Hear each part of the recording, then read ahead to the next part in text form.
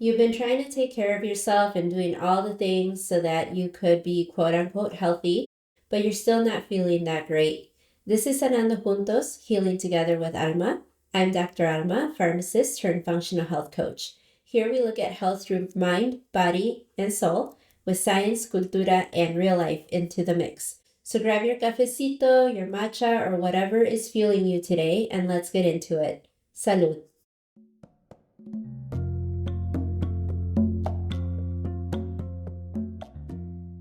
Thank you and welcome back to Sanando Juntos. Thank you so much for joining me today. Today's episode is a little bit more science-y. It's about the body and we're going to talk about hormones. I've talked to some people about this over in my coaching practice, and I've realized that there are some people who actually want to know how their body works. And if that's you, this one is for you. Today we're talking about hormones. That term gets thrown around a lot nowadays, especially for the women who are in menopause or perimenopause, and that's a whole other rabbit hole. But just know that there are hundreds of hormones in our bodies, not just the ones we usually think of when we think of hormones. But how much do you really know about your hormones and how they actually work in your body? When people talk about hormones, do you truly understand what's involved? Well, if you don't, stick around because we are going to talk about the 3 major hormone cycles that may be impacting your energy, metabolism, mood, and so much more. These are going to be cortisol, insulin, and of course the sex hormones. I want to explain a little bit of what they actually do in your body, like how they work, because once you understand that, a lot of things start to make sense. But before we get into that, I want to take a minute to explain the mechanisms and some of the words that I'm going to be using later on in this conversation, just so that you know what I'm referring to. I'm not going to get into the details or the nuances of it, but give you an overview of how these hormones exert their effect. The body has trillions of cells that make up tissues and organ systems. On these cells, there are receptors. Think of these like locks that allow the cell walls to open and close in response to a certain stimulus. The hormones target these receptors, and they are what we call the key that sends a signal to either open and close the receptors so that they can exert their effects on the cells. Still with me? Okay, good. Let's start with cortisol. Cortisol gets a bad rep, but you actually need it to, be alive and stuff. Cortisol is made by your adrenal glands. These glands sit atop of your kidneys, and it gets released as a part of a stress response. Your brain sends signals down to your adrenals and says, hey, we need to respond to something, and then cortisol gets released. But besides responding to stress, it also increases your blood sugar so that you have energy in these moments of stress, and it makes you more alert. It shifts your body away from things like digestion and reproduction and more towards survival. So in the short term, this is really helpful.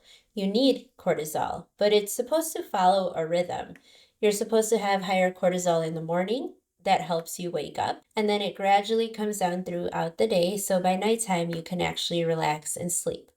This is a normal rhythm for cortisol, but it gets majorly thrown off by being stressed all the time, by being under chronic stress. Your brain is constantly sending signals to your adrenals to release cortisol, and this keeps going on unchecked if you don't really learn how to de-stress and regulate. Eventually, the adrenals either give out after being overworked for so long, or the stress receptors are like, F it, I'm so done responding to this. And this is what we would call burnout. And then when this rhythm gets out of whack, that's when you start to feel it. And this is where I see a lot of people waking up tired. They need coffee just to function. Then they crash midday. And then at night, they're like wide awake, scrolling, overthinking. And that's how you know your cortisol is out of rhythm. And usually it's not just one thing. It's stress, yes, but also a lack of sleep, overworking, undereating, even over-exercising. Your body just keeps that signal of we're not safe. We need to stay on. This is what happened to me. If you missed it, go back to seasons 1 and 2, episode 1 on both seasons to hear more about my experience with burnout. I talk a lot about how our bodies are so interconnected, and earlier I mentioned that cortisol can raise your blood sugar, and that will bring us to discuss insulin next. Insulin is made by your pancreas, and its job is to manage your blood sugar. When you eat, especially carbs, your blood sugar goes up, and insulin comes in and says, okay, let's move this blood sugar, also known as glucose, into the cells so we can use it for energy. And remember our lock and key analogy? Just about every cell in your body responds to blood sugar, needs blood sugar for energy. And the goal is to get it into the cells so it's not in your bloodstream. Simple enough. But here's where it gets all messed up. Cortisol also raises blood sugar, even if you're not eating. If you're stressed, your blood sugar can still go up, which means insulin still has to respond not only to food, but to stress signals too. And over time, if insulin keeps getting called on like that, your cells start to respond less, kind of like we talked about before. That's called insulin resistance. Get it? Your cells are actually resisting responding to insulin, and the blood sugar has no choice but to hang out in the bloodstream. So, hello, diabetes. Well, now your body has to make more insulin to compensate for the resistance to get the same job done. Plus, insulin is also a storage hormone, so higher insulin over time means more fat storage, especially around the midsection.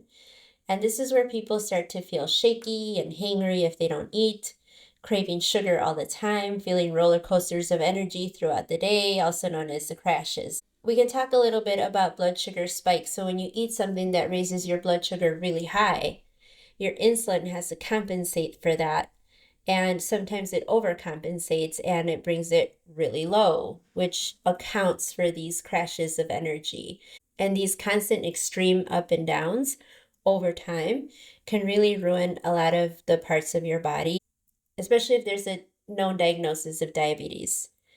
Okay, are you still with me? Because my gosh, the body is amazing, isn't it? We've only touched on 2 hormone cycles, and your body is doing this and managing all other hormones all day, every day. And again, it's all connected. So let's move on to talk about the hormones you think of when you hear hormones, the sex hormones. So for men that are listening, very little pertains to you, so feel free to skip this part. But if you wanted to be a better, more compassionate and understanding partner, brother, son, etc., I suggest you stick around, and the ladies in your life will thank you. All right, let's start with the gentlemen, because I don't want to leave you guys out.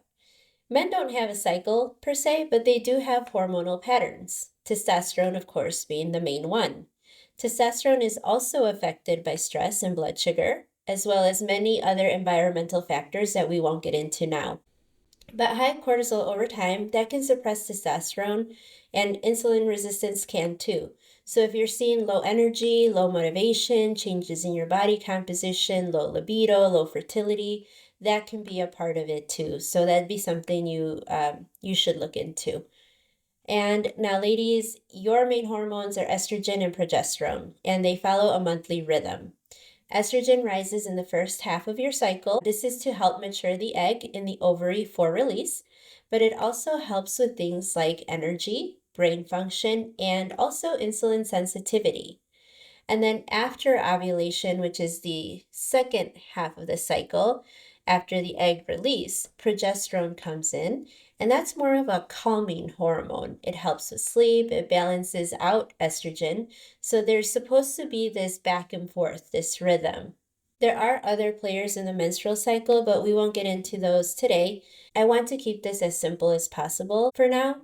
But just know there are many parts of the body that are also affected by estrogen, and to some extent progesterone too, but this is the brain, the cardiovascular system, the breast, the bones, liver, skin, lungs.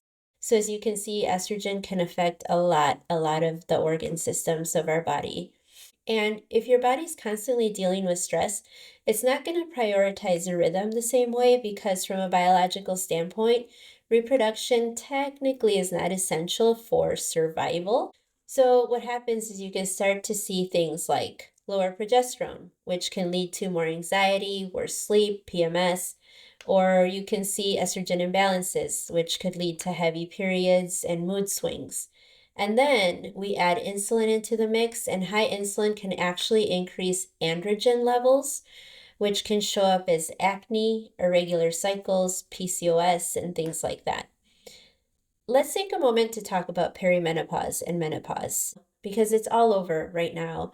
And I just want to give you an idea of what happens during these stages of life. When you get into perimenopause, the hormones don't just decline overnight, they start to fluctuate. So estrogen might be high 1 month, lower the next, progesterone tends to drop first, and that's why a lot of women start noticing things like more anxiety, worse sleep, the cycle changes, and it can feel kind of unpredictable. And then as you move into menopause, estrogen and progesterone both decline more steadily, and your body shifts into a different baseline. And all of this matters because while all of this is going on, cortisol and insulin didn't just go away. If anything, the body becomes a little bit more sensitive to stress and blood sugar changes. So if cortisol is high, that can make symptoms like sleep issues, weight changes, and mood feel more intense. And with insulin, as estrogen declines, your body can become a little more insulin resistant. So you might notice that things that used to quote unquote work for you don't work the same anymore. And that's usually the part that frustrates people the most. Like, why is my body changing if I'm doing the same things? It's just a different hormonal environment, and that can make a big difference.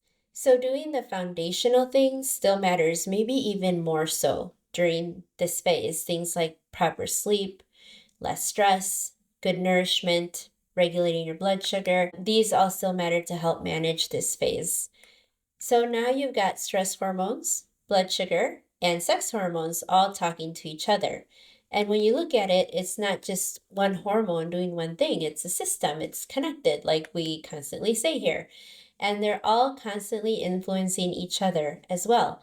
And I think this is where a lot of people get stuck because they're trying to fix one piece, but the body doesn't really work like that. It's always looking at the bigger picture.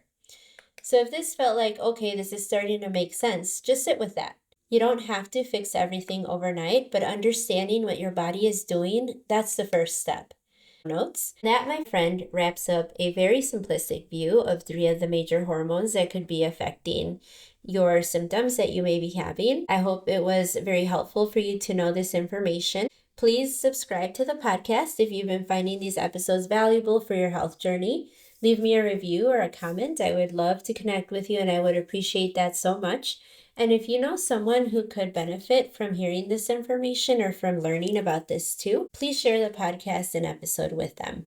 And if at some point you're like, okay, I want to actually look at my patterns more closely, I got you. You can always book a call with me. The link is in the show notes. Gracias for being here. I appreciate your time so much as always. Cuídate mucho, and let's keep sanando juntos.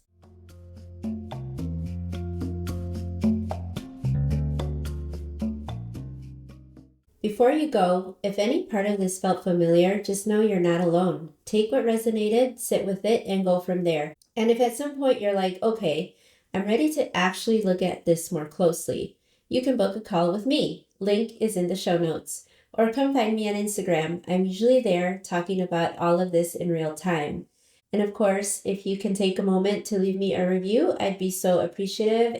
And if you know anybody that could use this information, please share it with them. Gracias. Your time is precious, and I'm grateful you're spending it with me. Cuídate, and remember, we heal juntos siempre.